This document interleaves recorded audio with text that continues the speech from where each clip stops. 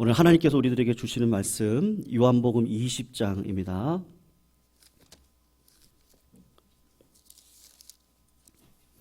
(20장) 11절에서 19절까지 말씀, 20장 11절에서 19절까지 말씀입니다. 우리 신약 182쪽에 있고요. 20장 11절에서 19절까지 같이 교독으로 읽고 마지막 19절은 함께 읽도록 하겠습니다. 20장 11절 제가 먼저 읽습니다. 마리아는 무덤 밖에 서서 울고 있더니 울면서 구부려 무덤 안을 들여다보니 흰 옷 입은 두 천사가 예수의 시체 뉘었던 곳에 하나는 머리편에 하나는 발편에 앉아 천사들이 이르되 여자여 어찌하여 우느냐 이르되 사람들이 내 주님을 옮겨다가 어디 두었는지 내가 알지 못함이니이다. 이 말을 하고 뒤로 돌이켜 예수께서 서 계신 것을 보았으나 예수이신 줄은 알지 못하더라. 예수께서 이르시되 여자여 어찌하여 울며 누구를 찾느냐 하시니 마리아는 그가 동산지기인 줄 알고 이르되 주여 당신이 옮겼거든 어디 두었는지 내게 이루소서. 그리하면 내가 가져가리이다. 예수께서 마리아야 하시거늘 마리아가 돌이켜 히브리 말로 라보니 하니 이는 선생님이라 말이라. 예수께서 이르시되 나를 붙들지 말라. 내가 아직 아버지께로 올라가지 아니하였노라. 너는 내 형제들에게 가서 이르되 내가 내 아버지 곧 너희 아버지 내 하나님 곧 너희 하나님께로 올라간다 하라 하시니 막달라 마리아가 가서 제자들에게 내가 주를 보았다 하고 또 주께서 자기에게 이렇게 말씀하셨다 이는 같이 19절 있습니다. 이날 곧 안식 후 첫날 저녁 때에 제자들이 유대인들을 두려워하여 모인 곳에 문들을 닫았더니 예수께서 오사 가운데 서서 이르시되 너희에게 평강이 있을지어다. 아멘. 성도님들 오늘 부활주일로 말씀 증거하도록 하겠습니다. 80평생을 같이 살아오셨는데요. 그런데 서로 으르렁거리고 사이가 별로 좋지 않은 부부가 마지막으로 여행을 한다고 어디를 갔느냐면요. 예루살렘을 여행하게 되었습니다. 그런데 연세가 있어서 그런지 예루살렘에서 아내가 되시는 할머니가 고령이신데 갑자기 심장마비로 이렇게 돌아가신 거예요. 그래서 예루살렘에 있는 장의사가 어떻게 할까 하다가 이렇게 조언을 드렸습니다. 이 예루살렘에서 장사를 하면 한 150불, 우리나라 돈으로 한 20만 원 안 되는 돈이 들어가고, 그런데 시신을 고국으로 가지고 가려면 한 1,000만 원 돈이 들어가야 된다. 그렇게 이야기를 하면서 모든 사람들이 묻히면 예루살렘에 묻으려고 하는데 당신 아내의 시신을 예루살렘에 묻으면 얼마나 영광스럽겠느냐고. 그래서 당연히 한 20만 원 돈을 내고 예루살렘에 묻으려고 이 장의사가 기대를 했는데 그 남편이 아내랑 별로 사이가 좋지 않은데도 불구하고 그 아내를 굳이 1,000만 원을 들여서 고국으로 가져가서 묻겠다. 그렇게 이야기를 하는 겁니다. 너무나 의아해서 장의사가 왜 그런 결정을 내렸냐고 그렇게 물으니까 그 할아버지가 이렇게 대답을 하시는 거예요. 내가 듣자 하니 이 예루살렘 2000년 전에 어떤 청년이 죽어 묻혔다가 3일 만에 살아났다는 소식을 들었는데 절대로 그런 일이 일어나서 안 된다고. 그래서 고국으로 시신을 가지고 갔다고 하는 어디 출처가 어딘지 모르겠는데요. 그런 이야기가 있습니다. 참 현대인들의 부활을 믿지 않는 어떤 사람보다도 더 부활에 대한 신앙이 확실했던 사람이 아닌가라는 생각을 합니다. 여러분 오늘 설교의 주제가 부활의 열매고 평안을 너에게 주노라. 우리 예수님의 말씀을 지금 이야기를 하고 있는데요. 여러분 부활과 평안은 반드시 이 커넥트 연결이 되어져 있습니다. 사실 여러분 우리가 이 땅을 살아가면서 성도님들 제가 이렇게 질문 드리면 성도님들 평안하세요? 이렇게 질문 드리면 여러분들 어떠세요? 때로는 한숨이 나오기도 하죠. 때로는 말할 수 없는 탄식이 있습니다. 때로는요, 나이가 이제는 들었는데 사회적으로 은퇴하시고, 지난주 주중에도 우리 최종현 지사님과 같이 이런저런 이야기를 이렇게 나누다가 이제는 뭐 그냥 시간을 기다리고 있다, 할 일이 없다. 그런 이야기를 들으면 괜히 제 마음이 이렇게 찡합니다. 젊은 사람들은 또 살아내야 되니까 그 살아내기 위한 약육강식의 세상 속에서 참 힘들고 어려운 세월들을 보내고 있는 것이죠. 여러분, 우리가 왜 근심할까? 왜 근심하죠? 마음에 뭐가 없어요? 평안이 없어요? 근데 내가 왜 평안하지 못해요? 구체적으로 찾아서 내 마음을 딱 보면 내가 나를 지켜야 되는데 나에게 그만한 힘이 없다는 데에 대한 불안감 때문에 평안하지가 않습니다. 앞으로 무슨 일이 일어날지 모른다는 불안감은 미래의 일을 내가 통제할 수 없다고 하는 나의 이 한계의식 때문에 불안감이 생기고 평안이 오지 않는 겁니다. 그래서 세상 사람들은 미래의 일을 통제할 수 있는 방법을 개발해내는데 이 상인들이 돈을 벌기 위해서 다양한 상품을 개발해냅니다.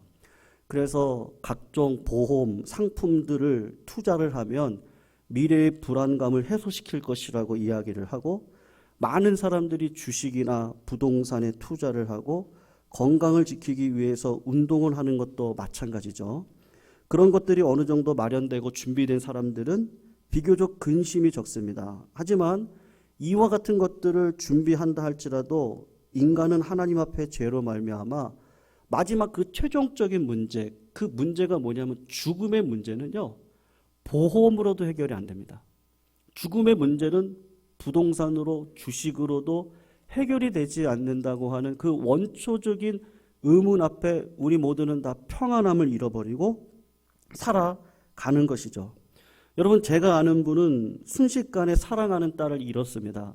그 딸의 나이가 낭낭 18세였습니다. 그냥 뒤로 넘어졌는데요, 뇌진탕이 되어져서 그냥 병원에서 중환자실에 있다가 몇 주를 지나지 못해서 하늘나라를 보냈는데, 여러분, 그런 사고를 우리가 돈이나 열심이나 노력으로 막을 수 있습니까? 쓰나미, 태풍, 허리케인 같은 천재지변을 우리가 열심으로 막을 수 있나요? 코로나19가 이 땅 가운데 일어나고 있는 이 현실을 내 열심으로, 내 돈으로 막을 수 있습니까?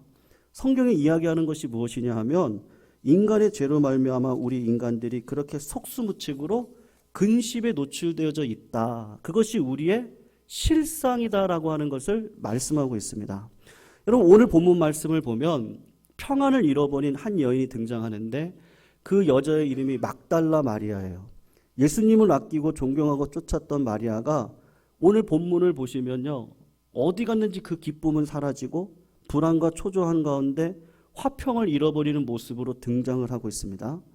여러분, 그 원인이 무엇이에요? 마리아에게도 우리에게도 동일하게 있는 내가 사랑하는 예수 그리스도가 죽으셨다는 겁니다. 죽음이라는 겁니다. 사망이라는 겁니다. 그렇게 믿었던 예수님이 죽으셨습니다. 그렇게 따르던 예수님이 더 이상 자기와 함께 있지 않습니다. 그 자체로 이 여인이 절망하고 마음의 평안이 깨졌습니다. 그래서 오늘 본문 13절을 성도님들 보시면요, 예수의 죽은 시신이라도 찾으려고 한 여자에게 천사가 나타나서 뭐라고 질문을 하죠?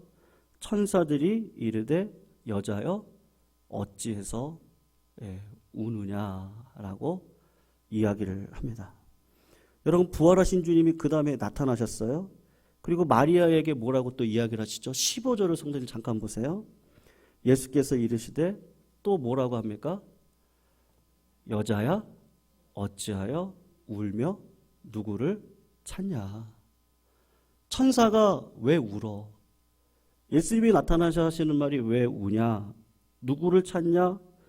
그럴 때 여러분 16절을 보면 우리 주님이 우리의 이름을 불러주시죠. 찬양아 마리아야. 정겹게 불러주셨던 그 음성을 마리아가 기억해내고 너무 감격해서 라보니여라고 하며 예수님께 달려갑니다. 근데 예수님께서 참 희한한 말씀을 하시는데 17절을 성도님 한번 보세요. 예수께서 이르시되 뭐라고 이야기를 합니까? 나를 붙들지 말라라고 말씀을 하고 있습니다. 그러면서 그 이유에 대해서 뭐라고 이야기를 해요? 내가 내 아버지 곧 나의 아버지 내 하나님 곧 너희 하나님께로 올라간다 하라 하니다 이렇게 이야기를 합니다. 그러니까 우리 주님이 마리아가 손을 대려고 했더니 붙들려고 했더니만 만지지 말라는 거예요. 왜 만지지 말라고 하냐면 내가 아직 아버지께로 올라가지 않았기 때문이라고 이야기를 합니다. 그러니까 하나님께로 올라가지 않았기 때문에 그 몸을 만지지 말라고 한다면 그러면 도마도 만지지 말아야 되지 않습니까? 여러분 요한복음 20장 27절을 보시면요. 도마에게 이르시되 내 손가락을 이리 내밀어서 내 손을 보고 내 손을 내밀어서 내 옆구리에다가 넣어보라. 영어로 보면 뭐라고 얘기하냐면 터치미 나를 만져보라고 이야기를 합니다. 여러분 왜 마리아에게는 만지지 말라고 그러고 왜 도마에게는 만져도 된다고 이야기를 하고 있는 것이죠? 여러분 지금 하나님께서 도마에게도 마리아에게도 여전히 없는 그것이 있습니다. 그게 뭡니까? 불안과 초조 속에서 살아가고 있어요. 왜 불안과 초조 속에서 살아가고 있죠? 아직도 뭘 못 믿느냐면요. 우리 주님이 부활하셔서 죽은 권세 이기고 사망 권세 깨뜨리고 이제는 영원토록 살아가는 그 은혜의 능력이 우리 가운데 있다는 걸 아직도 믿지 못하고 있으니까 주님이 하신 이야기가 그런 마음으로 나를 만지면 안 된다는 거예요. 그런 마음이면 도마에게는 만져보라는 거예요. 주님은 그때 틀리시는데 부활의 믿음을 가지고 있니? 그 믿음이 있으면 날 만져도 돼. 근데 그런 믿음이 없으면 만질 수가 없는 거죠. 여러분 부활을 체험하지 못한 그 신앙의 특징이 무엇입니까?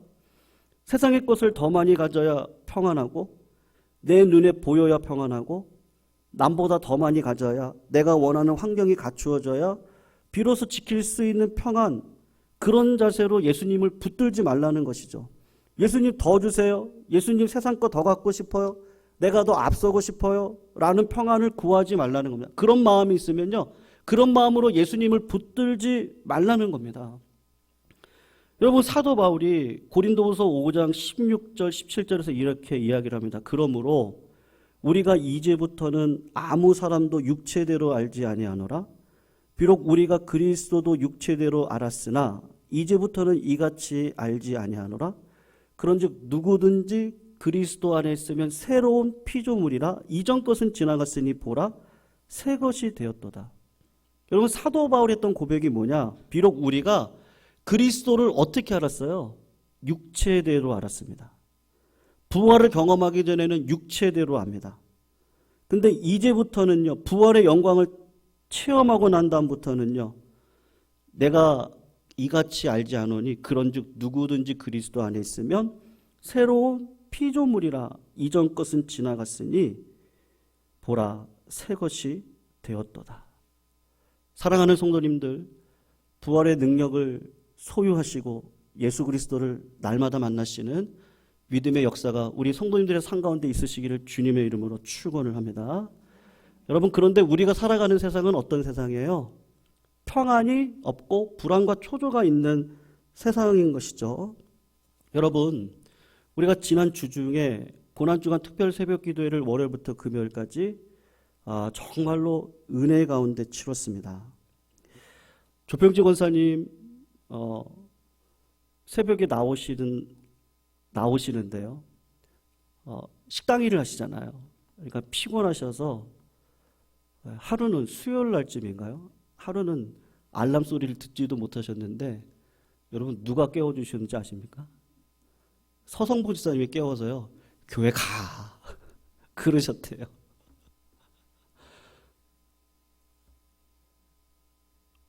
우리 박하서 권사님을 필두로 우리 시무 권사님들께서 몇 분이 다 기도를 해주셨는데 정말 은혜롭게 모든 분들이 준비를 해주셨습니다. 여러분 그렇게 참 좋은 일만 있으면 좋겠는데 조평진 권사님 몸이 너무 피곤하셔가지고 목요일날 찾아갔더니 양파를 썰다가 손가락을 잘릴 뻔한 거예요. 그래서 피가 뚝뚝뚝 떨어지면 그걸 다 장사를 또 하셔야 되니까 여러분 그런 일도 있습니다. 아까 새벽에도 잠깐 말씀드렸는데요. 목요일날 금재 형제랑 식사를 이제 하기로 약속을 하고 조평지 권사님 댁에 이제 가기로 했는데, 금재야 너 뭐 좋아하니? 제 속으로는 생선만큼은 좋아하지 말아달라. 제가 생선은 안 돼. 생선은 안 돼. 근데 생선은 진짜 싫대요. 냄새 난다고. 그래서 야, 잘 됐다. 조평지 권사 전화를 했더니 조평지 권사님도요. 우리 효정이가 거기서 같이 먹다가 가시 걸렸잖아요. 그러니까 권사님도요. 삼겹살 먹으라고. 그래서 낮에 가서 삼겹살 먹었습니다. 여러분, 효정이가 피아노 수요일날 와가지고요. 하루에 3시간 연습했나요? 그러고는 그 가시가 걸리는 일이 벌어지는 거예요. 이번 금요일날 우리 지원이가 금요기도회 때 이제 반주를 시작을 같이 했습니다. 김한나 지사님이랑 같이 반주를 시작했는데, 반주 마치고 나갔다가 다시 기도하러 와가지고 기도하고 나갔는데요. 다리가요, 이게 접질려가지고, 반기부스를 했습니다. 지원이만 기부스를 한 줄 알았더니요. 우리 전도사님도 또 기부스를 하셨어요. 어제. 성도님들, 우리가 교회가, 금요기도회, 고난주간 특별 새벽 기도회를 통해서 우리 성도님들이 한 분 한 분이 정말 최선을 다해서 마음을 모아주시고 나와주셨는데, 거기 좋은 일만 있습니까? 저는 어제 참 토요일날 가장 바쁜 날이었는데, 아이 데리고 정형외과 갔다가 또 맨 꼴찌로 가가지고요, 꼴찌까지 기다리고, 할 일은 많은데 막 마음은 급하고, 그렇게 하다가 오늘 새벽에 말씀을 딱 선포를 하면서, 그렇지, 우리는 불안과 초조 속의 삶을 살아감에도 불구하고, 그런데 하나님께서는 그 가운데서도 우리들에게 날마다 부활의 능력을 경험하며 살아가라고 우리들에게 말씀해 주고 계시지. 그래서 우리 주님이 엘리 엘리 라마 사막다니, 하나님 내 삶 가운데 왜 나를 버린 것 같은 삶이 있는데요, 그런 삶이라 할지라도 십자가를 굳건히 지고 가셨던 예수님의 그 고백을 오늘도 우리가 하고 살아가야 되는구나. 그 은혜를 깨닫고 나니까요, 모든 것들이 또 다 풀어지는 거예요. 그리고 믿음으로 살아가는 것이 진짜 은혜구나. 그것을 알게 되더라는 것이죠. 여러분, 사도행전 9장을 가면 이렇게 말씀을 합니다. 온 유대, 갈릴리, 사마리아 교회가 평안하여 든든히 서가고 주를 경외함과 성령의 위로로 진행하여 수가 더 많아지니라. 여러분, 우리 교회가 이런 교회가 되기를 주님의 이름으로 축원합니다. 그런데 앞뒤 전후 문맥을 보시면요, 여러분, 웬걸요? 사도행전 9장에 스데반이 죽은 지 얼마 안 돼요. 교회 지도자들이 감옥을 갔다 옵니다. 신앙을 지키려고 했던 신앙인들이 이로 인해서 핍박을 받고 위협을 받던 시기가 있습니다. 역사적으로 로마의 박해가 시작되던 시기입니다. 평안하다고요? 절대로 그렇지 않습니다. 박해가 극에 달했던 시기였습니다. 로마 제국이 체계적으로 핍박을 가하고 있던 바로 그 순간에 사도행전을 적어가고 있던 누가가 뭐라고 이야기를 하고 있냐면, 그런 박해 속에서도요, 온 유대, 갈릴리, 사마리아 교회가 평안하여 든든히 서가고 주를 경외함과 성령의 위로로 진행하여 수가 더 많아지니라. 여러분, 우리가 어떻게 평안하고 든든히 서갑니까? 문제가 없다는 것이 아닙니다. 갈등이 없다는 것이 아닙니다.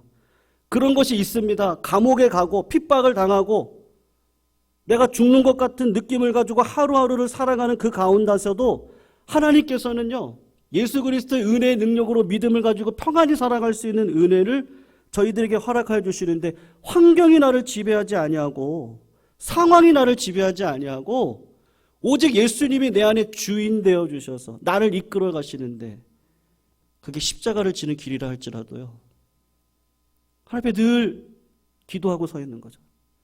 엘리 엘리 라마 사막다니. 여러분, 어쩔 땐 기도가 안 나오잖아요. 그럴 때도 하나님 앞에, 어쩔 때는 너무 기뻐도 또 하나님 앞에,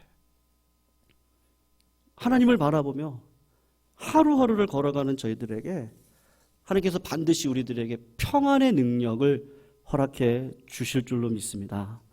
여러분, 오늘 본문 19절을 보시면요, 안식 후 첫날 예수님께서 제자들에게 나타나서 하신 말씀이 무엇이죠? 평안을 너희에게 준다. 안식 후 첫날이 무슨 날입니까? 부활절입니다. 부활절 첫날 주님이 오셔서 첫 번째 복이 뭐예요? 평안의 복을 우리들에게 허락해 주셨습니다.